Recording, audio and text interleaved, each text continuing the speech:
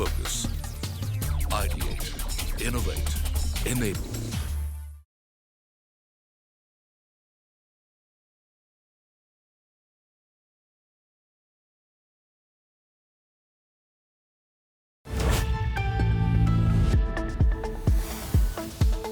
Symphony presents Thinkers of Tomorrow in partnership with News 18 Network. नमस्कार।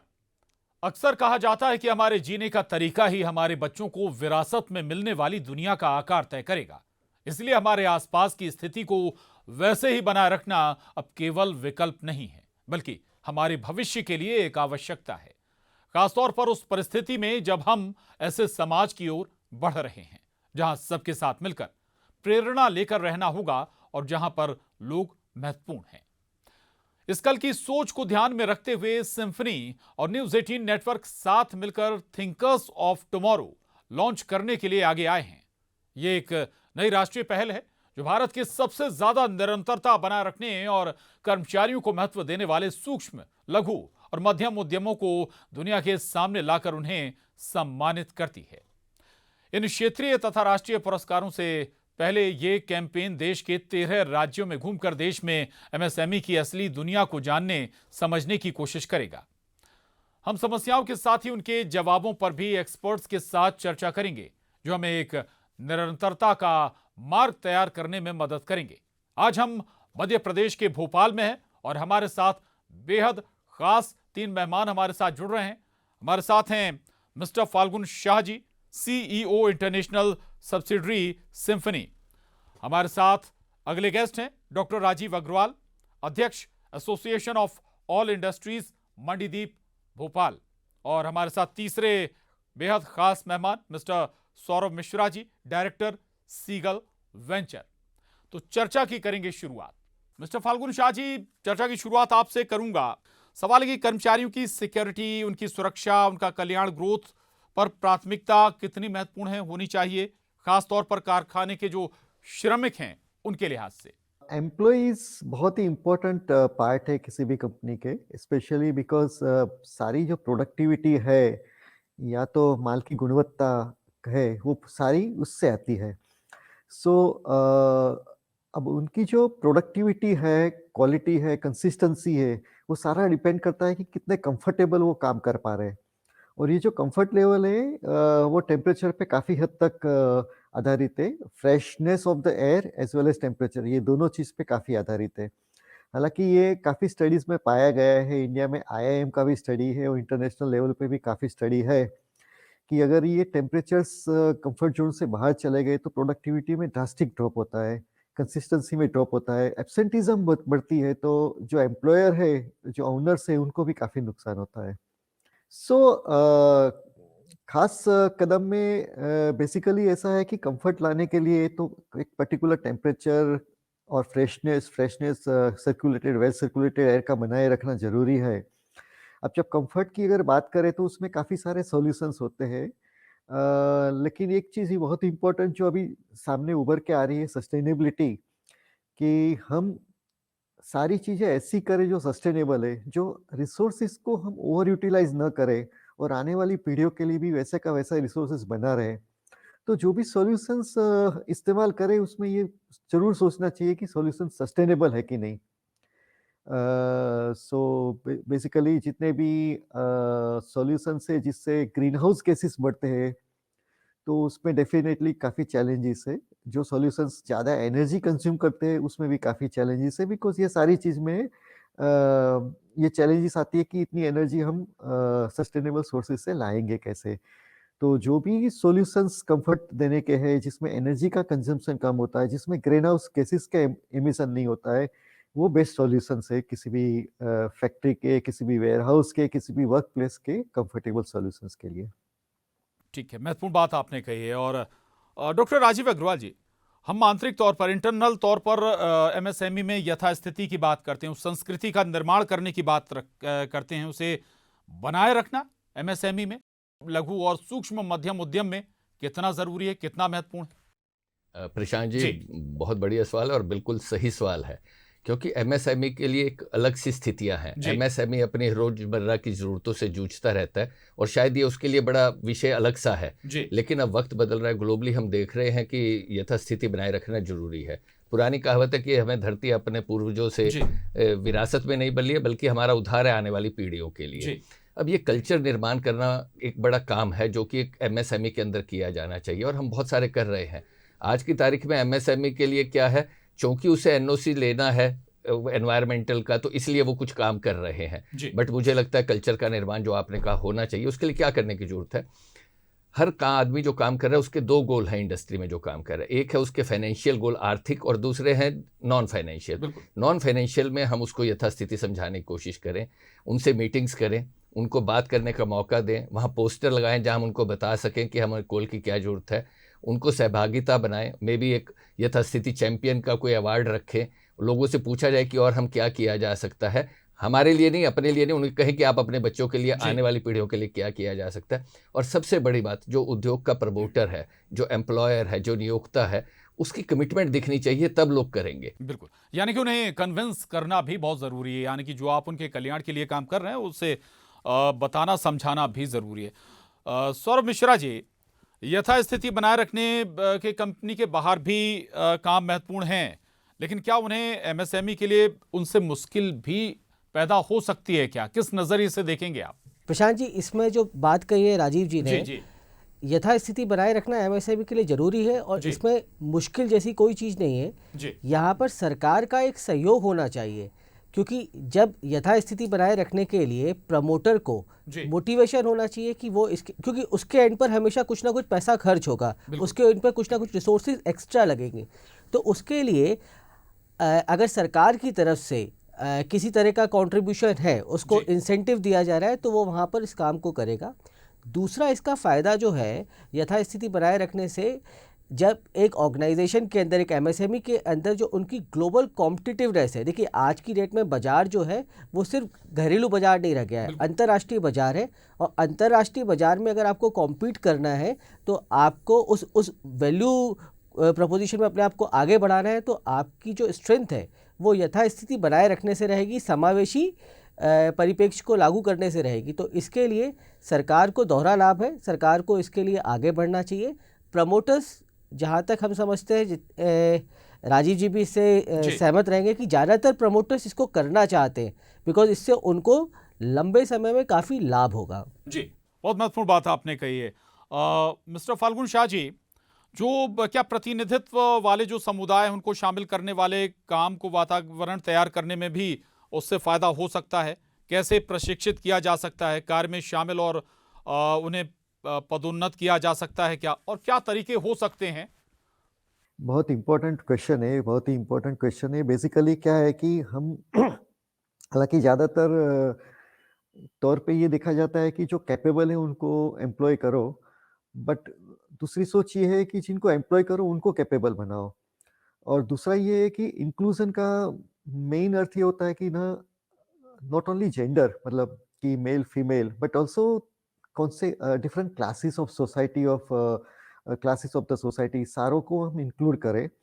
ये inclusion इसलिए जरूरी है कि वन इज कि ये if you look at globally, जो हमारे सस्टेनेबल डेवलपमेंट गोल्स है, जो सारे नेशंस को फॉलो करने की गाइडलाइन है, 17 गोल्स है, इसमें काफ़ी सारे ऐसे गोल्स है जिसमें इक्वालिटी, मतलब सबको पूरा खाना मिले, सबको पूरी बेसिक फैसिलिटीज मिले, वो जरूरी है। इसके लिए भी ये जरूरी है कि सोसाइटी के सारे वर्ग को उसमें रखा जाए। अब as far as company is concern, as far as employer is concern, ये जरूरी नहीं है कि कोई अलग प्रिविलेज, किसी अलग प्रिविलेज प्रकार के व्यक्ति है तो उनकी कैपेबिलिटी कम होगी। Definitely different people, different classes of people have different kinds of capabilities. तो सारों को इंक्लूड करो और उनकी जो कैपेबिलिटीज है उनको सामने लेके आओ और वो कैपेबिलिटी को यूटिलाइज करो, तो काफ़ी अच्छी आप प्रोडक्टिविटी वगैरह भी कर सकते हैं और सोसाइटी में एक इंक्लूजन का कल्चर भी बना सकते हैं। ठीक बात है। डॉक्टर राजीव अग्रवाल जी, अपने कर्मचारियों में सबके साथ मिलकर काम करने, विविधता की भावना को बढ़ावा देने के लिए कौन से असरदार तरीके हैं जो एमएसएमई के पास हैं? जी प्रशांत जी, बेहतरीन दो चीज़ें हैं। आपने कहा विविधता विच इज़ डाइवर्सिटी, और दूसरा है समावेशी, इंक्लूजन। तो आइडिया ये है कि दोनों चीज़ों की रिस्पेक्ट हो, मेरे आपकी सोच के फ़र्क की भी रिस्पेक्ट हो, लेकिन हम सब मिलकर साथ काम कर पाएँ, ये ज़रूरी है। अभी जो फाल्गुन जी ने कहा, पहले मैं उस बात को कह दूं, एक पुरानी कहावत है कि पेड़ लगाने के 2 सबसे सही समय थे, आज से 20 साल पहले या फिर आज। थिंकर्स फॉर टुमारो क्या है कि कल जो करना है उसके लिए आज शुरू करने का, for your better tomorrow you have to act today. तो उसमें है राही सबको जोड़ने की बात। देखिए SDG का भी गोल 5 कहता है कि जेंडर इक्वलिटी होनी चाहिए। जब हम वर्क फ्लोर पर आते हैं, शॉप फ्लोर पर आते हैं, तो तरह तरह के लोग होते हैं, अलग अलग सोच के, अलग कल्चर के, अलग धर्म के, अलग जाति के, जेंडर अलग अलग हो सकते हैं। सवाल यह है कि क्या सबके आइडियाज़ की रिस्पेक्ट हो पा रही है, क्या हम ऐसी कल्चर बना सकते हैं, और ये की जानी चाहिए जहाँ सबको इंक्लूसिव लगे, सबकी डाइवर्सिटी की, विविधता का सम्मान भी हो और उनके अलग आइडियाज़ का भी सम्मान हो, लेकिन मिल के फिर हम सब का काम कर पाएँ। तो उसके लिए ज़रूरी है कि लगातार एक ऐसा प्लेटफॉर्म हो जहाँ लोग अपनी बात कह पाएँ, एक दूसरे की बात सुने जाने की गुंजाइश हो, आपस में सलाह करने की गुंजाइश हो, और फिर मिलकर आगे बढ़ने की गुंजाइश हो। ये बहुत ज़रूरी भी है। तो थिंकर्स ऑफ टुमारो में चर्चा आगे भी जारी रहेगी। बेहद खास पैनल हमारे साथ इस चर्चा में जुड़ा हुआ है। एक छोटे से ब्रेक लिए रुक रहे हैं। Symphony presents Thinkers of Tomorrow in partnership with News 18 Network.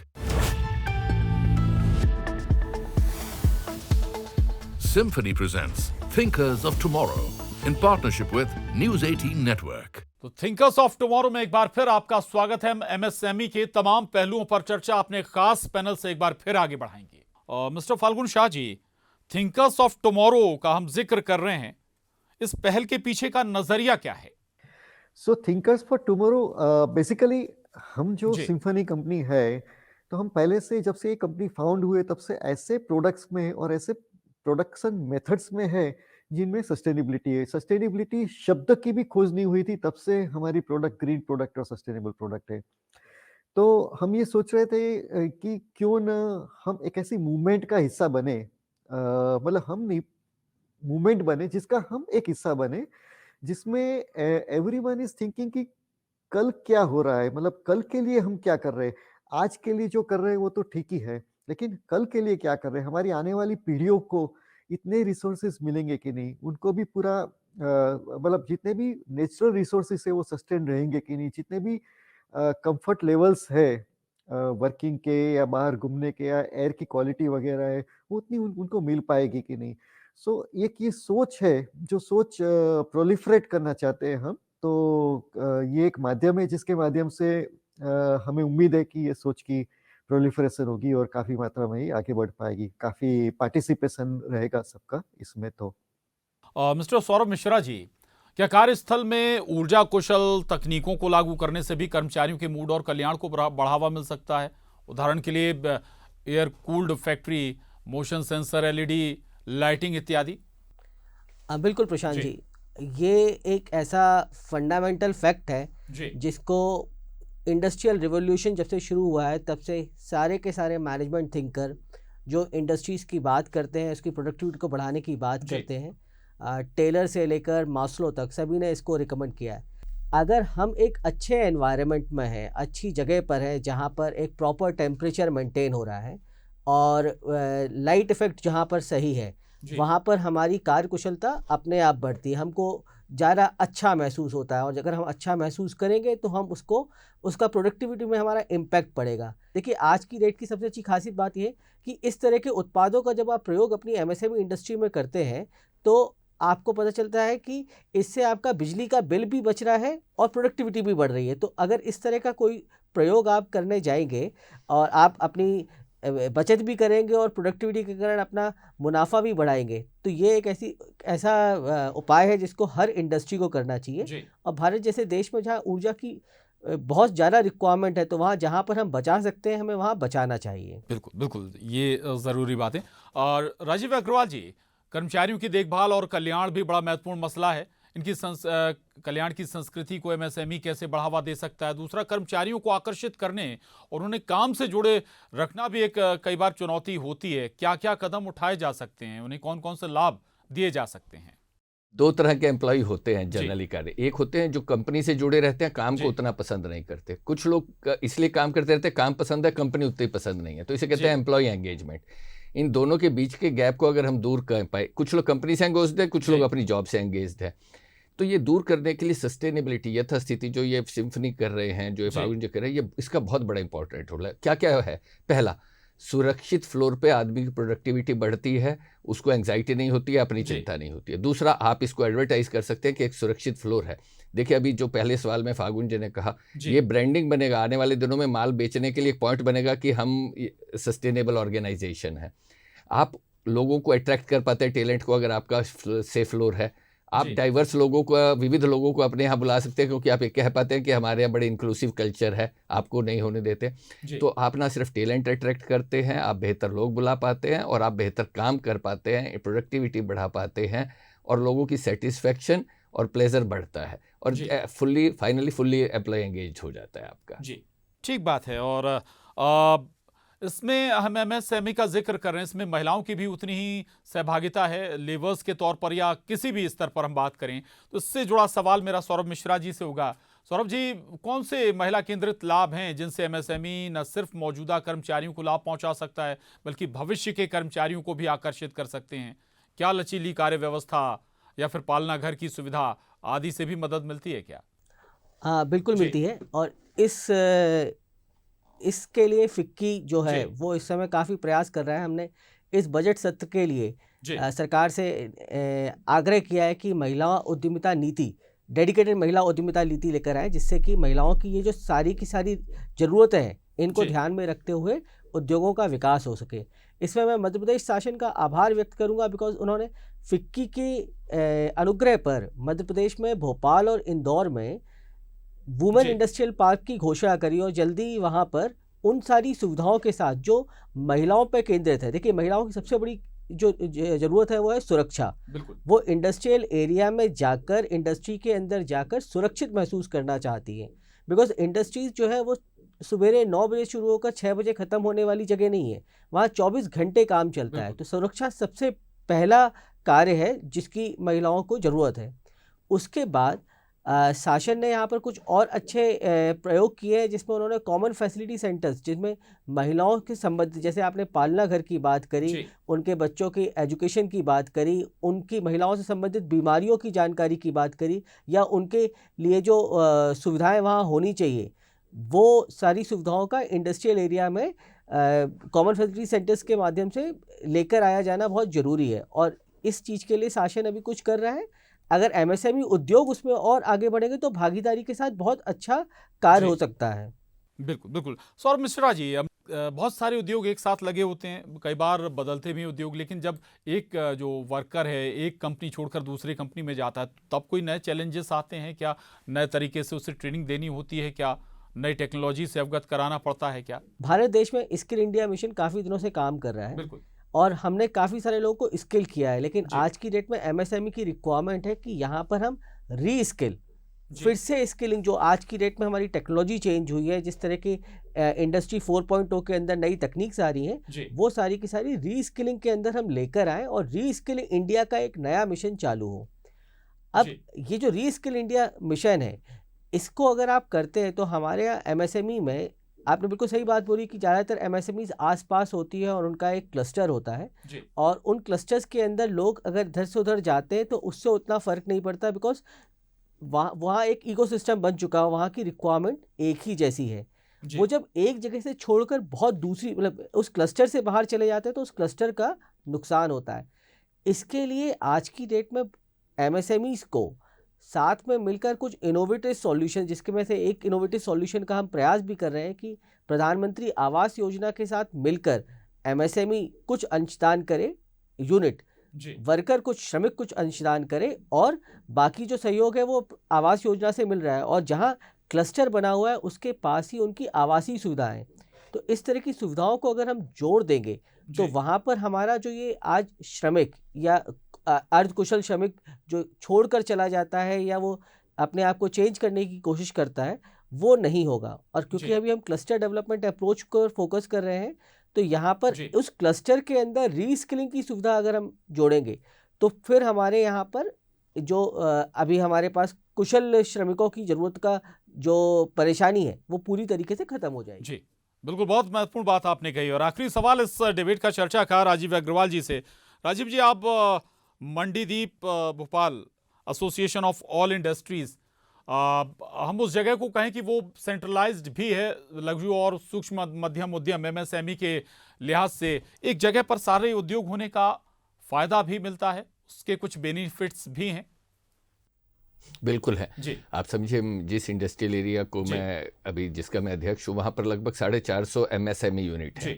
अब फ़ायदा उसका ये है कि बहुत सारी चीज़ें हमारी आपस में कॉमन है। जैसे अभी हमने एक सर्वे किया कि बहुत सारी सरकारी स्कीम्स हैं, बहुत सारी हैं, आप सबको पता है, गिफ्ट है, जिप्स है, green initiative for future transport gift है, पावर के लिए जिप्स है, बहुत सारी CGTMAC है, CLCC है, टेक्नोलॉजी अपग्रेडेशन के लिए है।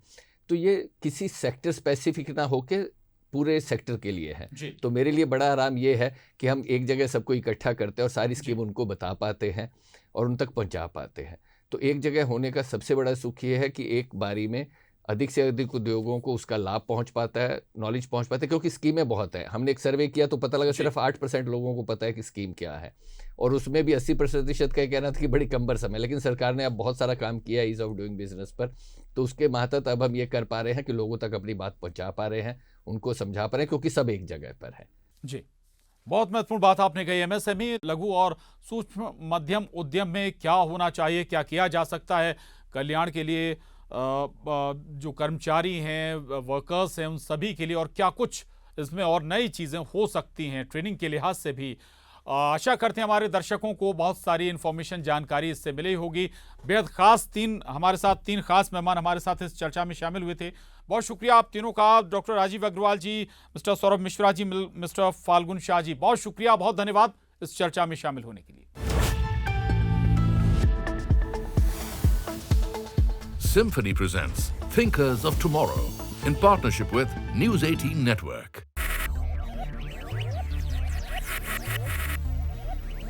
Focus, ideate, innovate, enable.